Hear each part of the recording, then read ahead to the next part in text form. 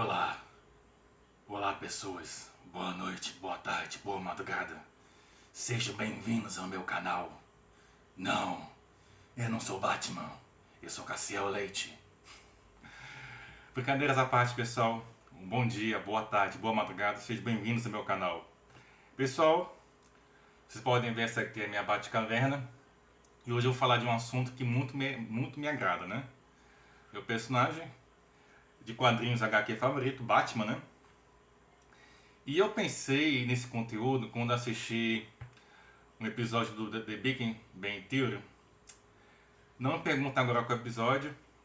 É que a namorada do Sheldon, também não vou lembrar o nome dela agora, questiona o Sheldon sobre a relevância do Indiana Jones para o filme, para a trama. Por quê? Porque segundo ela, o Indiana Jones é completamente irrelevante para o filme. Porque independente dele, mesmo que ele não tivesse, não existisse no filme, o filme transcorresse sem ele, os nazistas pegariam a arca e depois morreriam. Aí depois a gente analisa, caraca, não é que a Sem Vergonha tem razão? Eu fiquei pensando nisso em relação ao universo do Batman. Porque a gente for pensar bem, alguns vilões, eles só existem porque o super-herói existe. Mas se aquele herói não existe naquela trama, aquele vilão também existiria, aquele vilão só existe porque aquele super-herói existe. Então, se a gente for pensar dessa forma, basicamente, o Batman cria alguns vilões. Quero botar aqui uma abertura que eu acho clássica, da série animada.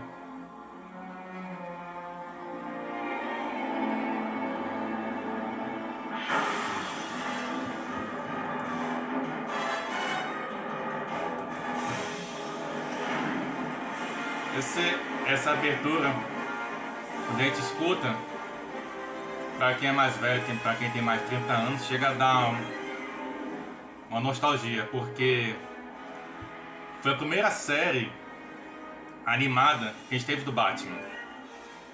Antes dessa série animada, a gente teve aquela série da década de 60.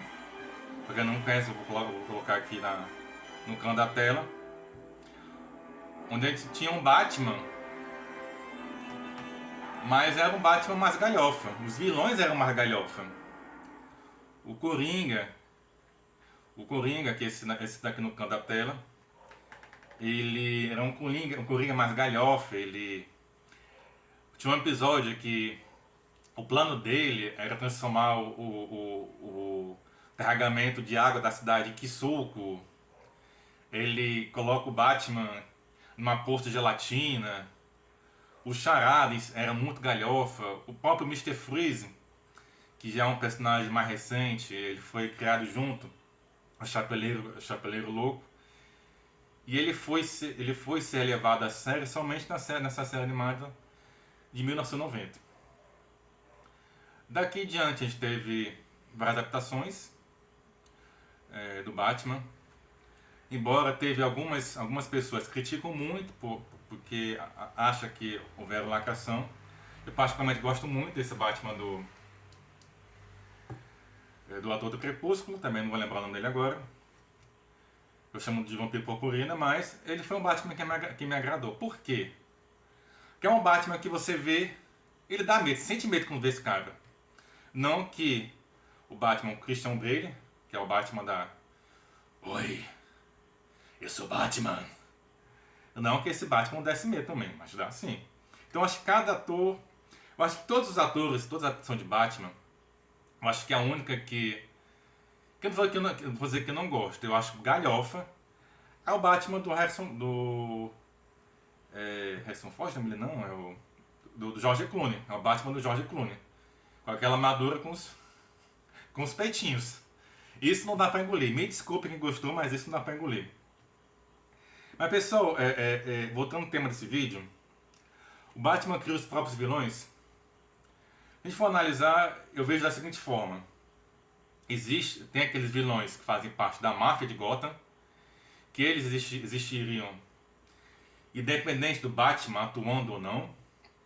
Com isso a gente pode citar os mafiosos, as duas famílias são mafiosas: o Falcone e os Moroni, que eram duas famílias que disputavam o poder. E esse filme aqui do Batman, ele retrata bem essa parte inicial, digamos assim, desse universo do Batman, que é basicamente o Batman contra a corrupção, contra essa família mafiosa, contra aquele sistema podre, contra a polícia que é corrupta, contra um sistema judiciário que é corrupto. E também o primeiro filme com Christian Bale, Batman, o início, ele retrata bem esse início. Também tem, que ainda eu não vi sendo retratado em uma série animada ou nenhuma animação da DC, é A Corte das Corujas, que no caso ele foi publicado em 1952, a primeira parte, A Própria Corte das Corujas, e a segunda parte, A Noite das Corujas. Tem umas publicações que elas chamam de Neuer, que é os 2 volumes em preto e branco. Eu particularmente não gosto muito, porque eu acho que não cabe, por exemplo, essa parte aqui, que é justamente esse traço ser colorido que causa esse impacto. Isso aqui, eu não imagino isso aqui sendo preto e branco. E a Corte das Corujas, por exemplo, que é a Corte das Corujas? É a corte da elite de Gotham, que já controlava a cidade, decidindo quem vive e quem morre, desde o início da fundação dela. Então, é uma parte também da história que eu acho que existiria, independente do Batman existindo nesse universo ou não.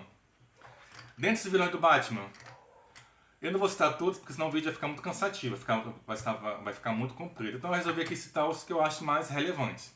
Primeiro, eu não podia deixar de ser, que é o Coringa, esse clássico dele, de Alan Moore, que eu acho pra mim acho que é um dos melhores da DC, Piada Mortal. O Coringa, como no filme do Cavaleiro das Trevas, eu acredito que ele seja um personagem que ele poderia existir se o Batman não existisse nesse universo, mas ele perderia o propósito. Existe várias assim, a origem do Coringa ela não é muito explorada. A origem que eu acho mais aceita, assim, mais plausível, seria essa do Piada Mortal, para quem nunca leu. No começo de Piada Mortal, ele dá uma breve introdução sobre essa origem do Coringa, preto e branco, em que ele tá com problemas financeiros, ele vai fazer um serviço sujo para algumas pessoas, e nisso ele acaba caindo num tonel de fertilizante.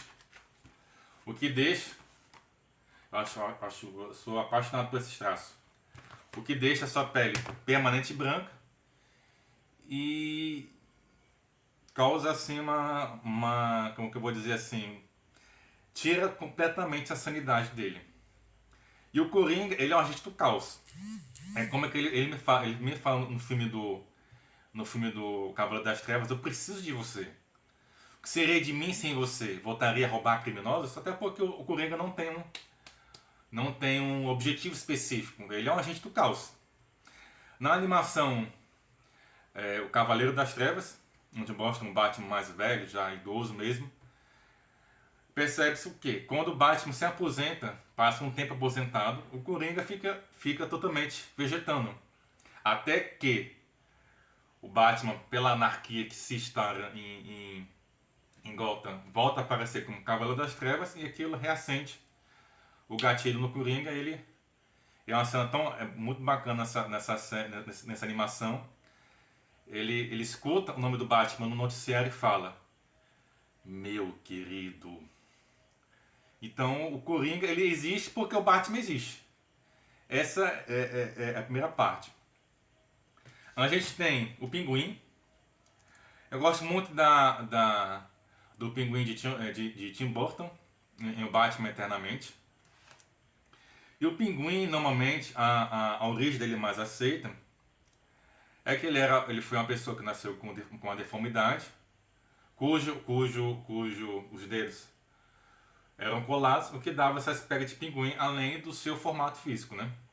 O pinguim desse filme eu não achei assim tão assim, caricato como característico como que é nos quadrinhos, mas embora mostrou bem esse lado mafioso, porque o Coringa ele não é bem louco, ele é mafioso, ele é vaidoso, gosta de grana. Tanto que, normalmente, nas tramas, o Batman ele usa essa vaidade contra ele. Então o Coringa, eu considero que ele é um personagem, ele é um vilão, que existiria independente do Batman não, porque ele é um mafioso, e mafioso existe independente de haver um outro psicopata vestido de capa preta ou não. A gente tem um Charada. O Charada, eu achei ele bem retratado nesse último filme do Batman. O Charada, ele é um personagem que ele é inteligente, mas a fraqueza dele é justamente gostar de ser desafiado. Qual é a origem do Charada? Ele era uma criança órfã, uma instituição no orfanato, e que recebia recursos da Fundação Wayne. Quando o seu Wayne morreu no beco, foi baleado, até que foi bem retratada, né, a origem do Charada nesse filme, deixa de receber os recursos por corrupção dos burocratas. E ele era uma das crianças que cresceu nesse orfanato. Então eu digo sim, que o Charada é um vilão que existe porque o Batman existe. E tem um arco muito interessante do Charada, porque de todos os vilões, ele é o único que sabe a identidade do Batman. Mas ele não conta pra ninguém, e o Batman sabe disso. Por quê? Qual é a graça de uma charada onde todo mundo sabe a resposta?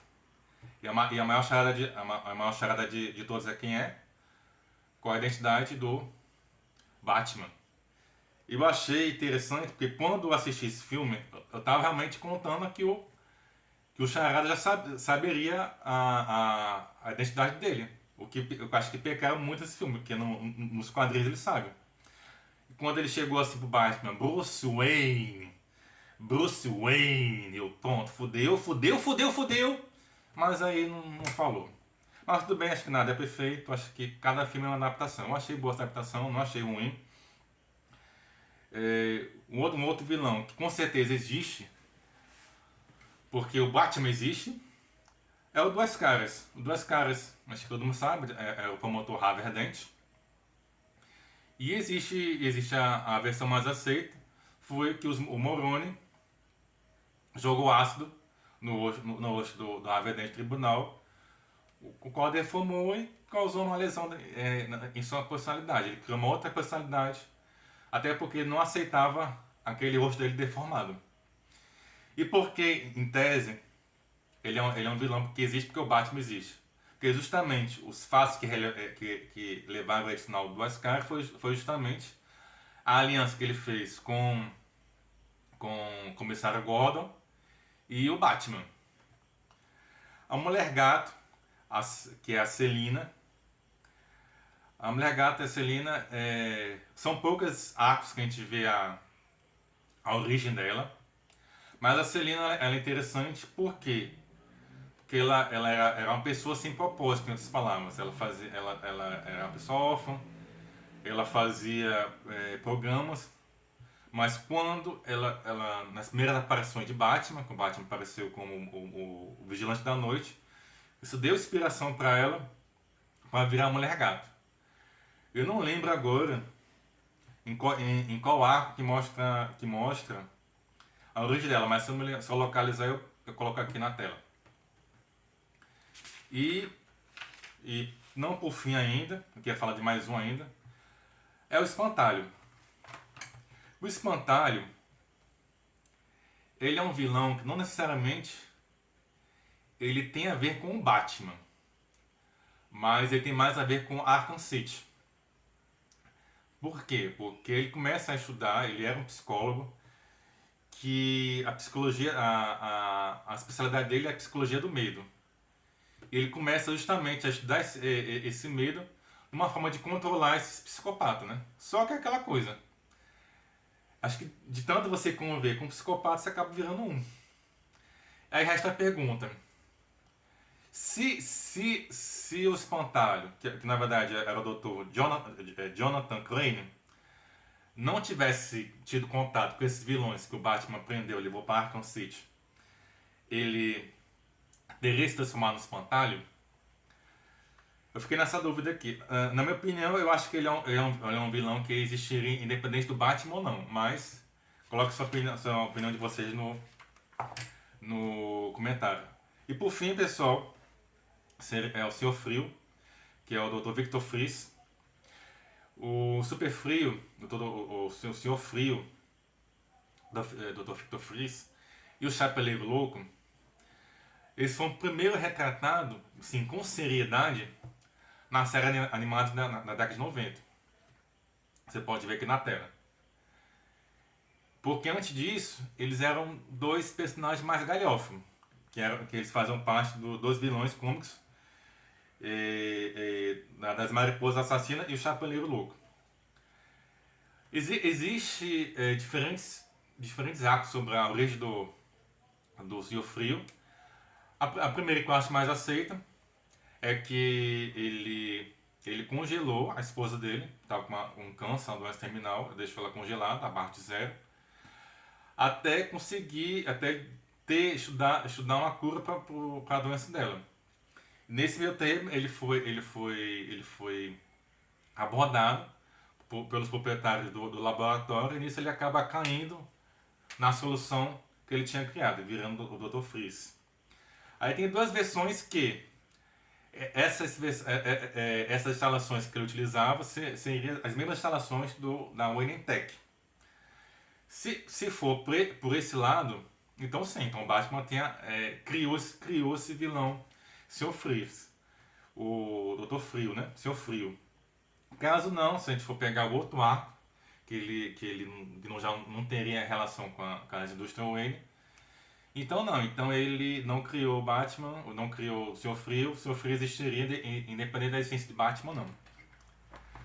Pessoal, um outro arco que eu queria falar também, que é uma vilã, que eu não considero ela bem vilã, considero ela uma vítima do meio, porque a Arlequina, eu gosto muito dessa arte. Se for de uma questão que eu fiz e não peguei para ler, depois que ler posso até fazer uma resenha sobre ele, se vocês quiserem. Que basicamente a Arlequina também era uma psiquiatra, em que ela cria uma versão doentinha pelo Coringa e nisso acaba também perdendo o juízo. Eu acho legal essa capa, essa que mostra assim bem o início da loucura. Pessoal, esse foi o vídeo de hoje.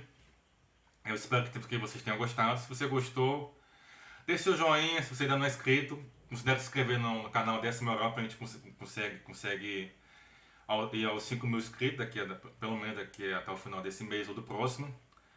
Considere fazer alguma contribuição com qualquer valor no Pix abaixo, se você quiser, claro, e puder. Se não puder, é só você deixar seu like, seu joinha, se inscrever e compartilhar com outra pessoa que também se interessa por esse tipo de assunto. Você já vai estar ajudando bastante esse canal. Pois, até breve e até mais.